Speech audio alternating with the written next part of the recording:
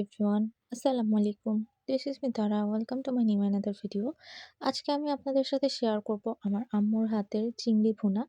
আমার আম্মু হাট থেকে বেশ বড় বড় সাইজের চিংড়ি নিয়ে এসেছে। যদিও আমি চিংড়ি মাছ খাই না, কিন্তু আমি খাই না বলে যে আপনাদের সাথে রেসিপি শেয়ার করব না, এমন কোনো বিষয়ই নেই। সো আম্মু প্রথমে চিংড়িগুলো খুব ভালো করে ক্লিন করে নিয়েছে। তারপরে আমরা এখানে মাছটা আজকে ভাজবো না। প্রথমে আমার আম্মু একটা কড়াই নিয়েছে।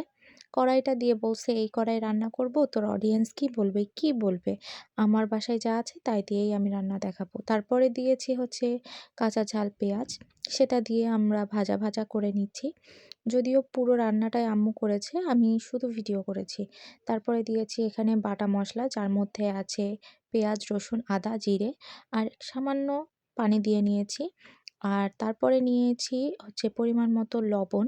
আর চুলার উপর দিলেই এই বাটা মশলাটা গলে যাবে, যেহেতু ফ্রিজে ডিপ করা থাকে। তারপরে এখানে গুঁড়া মশলা অ্যাড করা হচ্ছে। এখানে আছে হলুদের গুঁড়া, ঝালের গুঁড়া। আমরা ঝাল একটু বেশি খাই। যদিও এই তরকারি আমি খাবো না, তারপরেও আমার ফ্যামিলির সবাই ঝাল বেশি খায়। দেন দেওয়া হচ্ছে ধনিয়া। তারপরে আম্মু একটা এক্সট্রা জিনিস অ্যাড করেছিল, সেটা হচ্ছে জিরা গুঁড়া। তো সবকিছু দিয়ে এবার হচ্ছে মশলাটা খুব ভালো মতো কষাইতে হবে।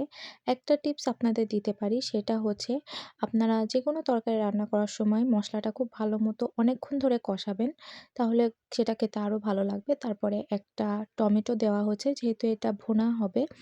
দেন এখানে মশলাটা কষানোর পরে আমরা মাছগুলো দিয়ে দিচ্ছি। এখানে মনে হয় ১ পোয়া মতো মাছ ছিল। কতটুকু ছিল তাও বলতে পারব না। আর এটার কালার দেখেই হয়তোবা আপনাদের খেতে ইচ্ছা করতে পারে। তো তারপরে এখানে পরিমাণ মতো পানি দিয়ে দেওয়া হচ্ছে। লবণ তো একবার দেওয়াই হয়েছে, আর লবণ দেওয়ার প্রয়োজন নেই। আর চিংড়ি মাছে সবসময় অল্প পরিমাণে লবণ দিবেন আপনারা, কারণ অল্প লবণই লাগে। তো এই পানিটা শুকানোর পরে আমরা হচ্ছে মাছটা নামায়ে ফেলবো। এটা খুবই ইজি একটা রেসিপি, আর খুব তাড়াতাড়ি রান্না হয়। এরপরে আমরা লাস্টের দিকে আরেকটু জিরা গুঁড়া দিয়ে তারপরে হচ্ছে ঝোলটা শুকাইলে আমরা হচ্ছে নামায়ে ফেলছি। আর আম্মু এখানে সার্ভ করতেছে। আর এই তো আমাদের খুবই ইজি ওয়েতে চিংড়ি ভুনা রেডি। তো আপনারাও অবশ্যই বাসায় রান্না করবেন আর টেস্ট করে দেখবেন যে আসলে কেমন লাগে। আর আমার ভিডিওটা ভালো লাগলে অবশ্যই লাইক, কমেন্ট, শেয়ার দিয়ে পাশে থাকবেন।